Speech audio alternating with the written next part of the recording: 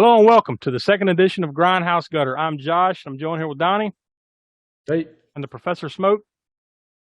What's up? We are from the All American Spook Show podcast, and we encourage you to go listen to the podcast. It's right here on the YouTube channel as well. But new episodes come out every Monday at 6 p.m. East. So what have you brought for us this week for the Grindhouse Gutter? Oh, well, since we started off with a very important Grindhouse movie for the first edition. In fact, some might say the most notorious Grindhouse movie for that first edition. I'm gonna step back from the infamy, if you want to call it that, the gore and the straight brutality that Cannibal Holocaust represented for that first one, and but this is equally as important to Grindhouse cinema and to cinema in general, really. It is Five Fingers of Death. Now, if you didn't check out the first edition of Grindhouse Gutter, what we do here is Smoak will pick a movie, or any of us really, but Professor will probably be one that makes the selections. And basically, it has to be a Grindhouse movie, so it'll be like horror, B movie, exploitation, something that would have played in the Grindhouses and the drive-ins of the 70s and 80s, right? Primarily, yeah. I mean, might go back to some 60s movies, but primarily, 70s and 80s. And each time we do this, we have a different rating scale. So depending on the genre of movie, that will change the scale. So last time, it was a horror movie with Cannibal Holocaust. So he rated that on instead of a star rating, he gave a cleaver rating for that one. Well, this is a martial arts film, so we're going to do shurikens for this one. And if it's a exploitation movie, he'll give away X's. And action movie, on an action movie, he'll give away choppas. So that's kind of the scale here for Grindhouse Gutter. And so like we said today, he's going to be giving out shurikens, and of course he's going to give out his Grindhouse Gutter rating too. And that's a scale of 0 to 10, kind of where it lands on that Grindhouse exploitation type of scale. So we'll get into that a little bit later on, but. Smoak, I guess if you want to set this one up with some of the background information and give us a synopsis of the movie. I'd like to teach you my secret technique, known as the Iron Fist.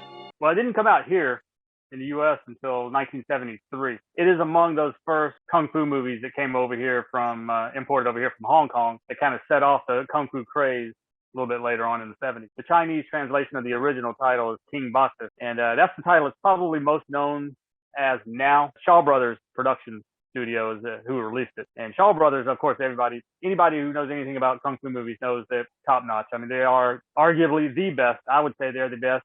Maybe second only to, second down from there would be Golden Harvest that released the Bruce Lee movies and a slew of other kung fu movies as well. But yeah, the plot is a martial arts tournament, one school versus another, and the winner of the tournament is basically going to be funded for the next season or their next year. Top student from each school versus each other kind of thing. One school, the bad guys, they do underhanded things to try and keep some of the top students from the other school from being able to even compete. They're not against even killing them if necessary. The bad guys, so to speak, hire some Japanese guys to come in and they try and assassinate some of the students from the other school. He goes through hell, so to speak, in certain scenes in the movie. He has his hands bashed in, and that's a pretty brutal scene. So then at that point, he was trying to learn before that the Five Fingers of Death, Iron Fist. And the other school knows this, so they basically break his hands up real good with a club. His ordeal is going through, trying to use his hands again after his fingers have been smashed all up, and still being able to try and learn the technique of the Iron Fist. That's kind of the bare bones plot of it. That happens a couple of times in the movie. Yeah. And they completely set that up too with the main boss's kid. Oh yeah, he's always got these two like steel balls or something in his hand, kind of twirling them around. But kung fu films were definitely not afraid to shy. They definitely didn't shy away from outright hyperbolic, gory violence sometimes. So you could have a movie where you expecting a fist fight and all of a sudden somebody's arms get ripped off. There wasn't a whole lot of wire work in this movie. Wire work was a part of what that prior genre called wushu had a lot of wire work, where they're just flying through trees on wires and all this different stuff. This one, it was mainly a lot of jumping. They would, those scenes where they're jumping up in the air, you see the end result. You see them up in the air and they're about to throw a kick, but they're like just way up in the air. Like, well, you can't do that in a normal, just jumping off the ground doing a flying side kick. So they would use trampoline. Yeah, they're about 7-8 feet in the air when they're actually jumping that shit. I'm like, just bounce off of each other. Yeah. It's still very acrobatic, but definitely those aspects of it are, of course, the fantasy aspects of certain kung fu movies. And some kung fu movies have more than others. Best example of that would be Crouching Tiger, Hidden Dragon for the modern audiences. Just as I said about the history of it a little bit. I mean, we won't go into a deep dive because we'll do this movie on the actual Cult Corner at some point down the road. But just to set it in context of how important it is to martial arts genre in America anyways, in Japan and in China, they already had their market set up and they've been doing this stuff for years. America, though, it didn't take off until 1972. First, it would have been the David Carradine Kung Fu TV movie pilot for the series. That aired on February 22nd, 1972. Then the Kung Fu series itself started on October 14th of 1972. And that was not, it did well. It did great. It did great, made good ratings, but it wasn't something that launched anything else other than that. It didn't launch that Kung Fu craze, but it kind of greased the wheels and got people ready for what was coming. And then in November 2nd, 1972, Bruce Lee's second movie, The Chinese Connection, saw a really short run in New York. But it's just New York only. I think that if that movie had been released wide, we would have seen that Kung Fu craze kick off at that point. Then March 21st, 1973 is when Five Fingers of Death hit the theater. And it took it by storm. It made, I don't have numbers, it did do gangbusters at the box office. So that's why this movie is up there. It is the first theatrical Hong Kong release in America. So that's why it's of historical importance, even maybe more so, some might say, than the Bruce Lee movies, because it was released here before the Bruce Lee movies, even though those Bruce Lee movies had already been made. But after that, April 1973, speaking of Bruce Lee, that is when The Big Boss, which was called The Fists of Fury when it was released over here in the U.S. May 4th, 1973 is a movie called Lady Whirlwind. Now, this was the Chinese translation was Lady Whirlwind. The actual English title they released it under in the Grindhouses, though, was Deep Thrust, The Hand of Death. Now, you might be thinking, like, Deep Thrust, that makes me think of another Grindhouse movie. That Grindhouse movie would be Deep Throat. That's a completely different genre. It is a completely different genre, but there is a link, and it's a weird link. I don't know why they thought this would work, but Deep Throat came out in 1972, hit the Grindhouse theme. This movie titling, this is a kung fu flick, obviously. The titling, though, to Deep Thrust was a direct result of Deep Throat. They called it that because of Deep Throat. Now, I don't know why would you do that? Because, you're going to get somebody who's going to go to the box office and plucking down his money. I'm going to go see Deep Thrust because he just saw Deep Throat. It's like, this has got to be something like that, So you get in there and I didn't say what this type of genre is called. This genre is called chop-socky. Chop-socky movies. That's what they called them in the Grindhouses back in the 70s and stuff. Deep Throat? So he puts his money down to see this chop-socky movie, and he's seeing a sucky movie or something, That's what he's expecting. He's got his raincoat on and everything. Oh, come on.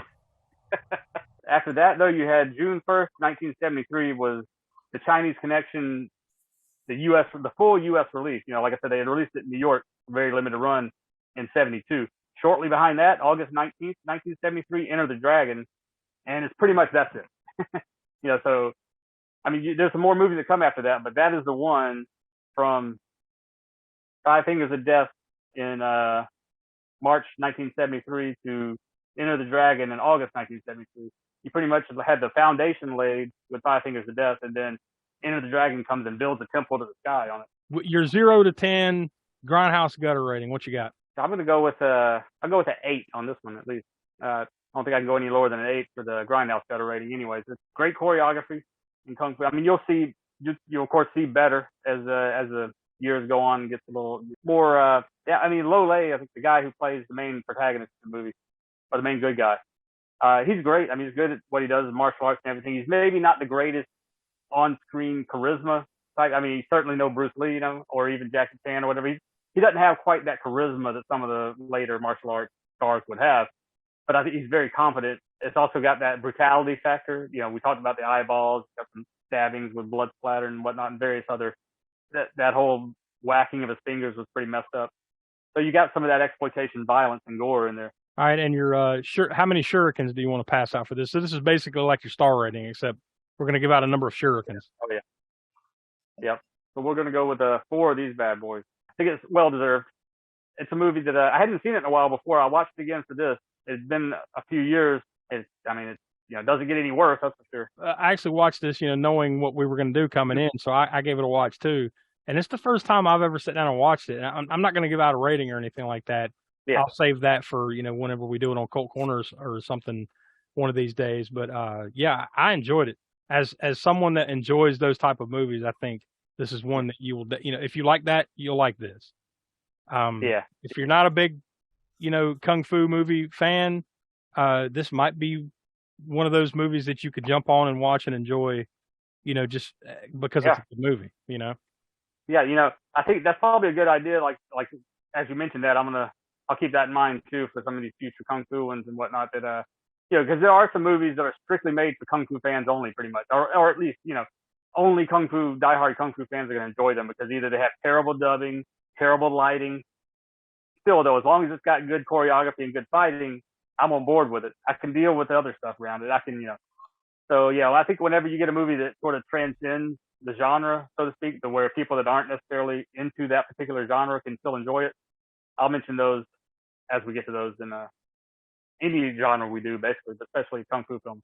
Yeah. And yeah, like you said, it's the one that you can watch, even if you're not a kung fu fan in general, you would probably like this for the intrigue and the storyline and everything. Mm-hmm. So yeah, obviously, Professor gives high marks. I watched it. I enjoyed it. I recommend it myself. If you like these kind of movies, I think you'll enjoy it. And if you've never really given these type of movies a chance, this might be a good jumping on type of flick to watch. So there we go. That's Five Fingers of Death from 1972. So that's this edition of Grindhouse Gutter. Do you have possibly what we're going to watch for the next edition of Grindhouse Gutter ready, Smoak? Yeah, I think in the tradition I've been going in so far, I'm going to keep mixing it up a little bit. I haven't touched on the same genre yet. We've only done 2. This will be the 3rd one, and it'll be a different genre. It's going to be, it falls into a few different genres. First and foremost, action. Second, I guess you'd call it exploitation. Third, post-apocalyptic. So I don't know if you've ever seen this. Italians, they really do some post-apocalyptic rip-offs pretty well. well, quote unquote. That's it's a relative term. So. Yeah. 1990, The Bronx Warriors. Yeah, actually, I have seen that. So that will be. You have seen that one? Yeah, I have seen that. I have not. I haven't seen it. You haven't? Yes, it's in it. I had the pleasure of seeing it on the big screen, not when it came out, because right now, actually, I didn't look up the year before this came out, but if I had to take a guess, I would say 1982. So you might be I was going to say it's 1990, but it is not. It is not. No, it was into the future. The future of 1990, when the post-apocalypse was going to happen. Actually, I'm not going to go into a whole lot of this, but the movie was shot in the Bronx, of course. And at that time, in 1980 something, the Bronx didn't look like a post-apocalypse. It happened apparently. Yeah, you were right. It's 1982. Yeah, that's 1982. Yeah. So there we go. So for the next one, it'll be 1990, The Bronx Warriors from 1982. So if you've never had a chance to go watch that, go check it out, and come back in the next couple of weeks for the next edition of Grindhouse Gutter. So for Will, who couldn't be with us, Donny, Professor Smoak, I'm Josh. We are from the All American Spook Show podcast, and like I said, new episodes come out every Monday wherever you get your podcast or right here on the YouTube channel. So thanks for watching. Thanks, guys. Later.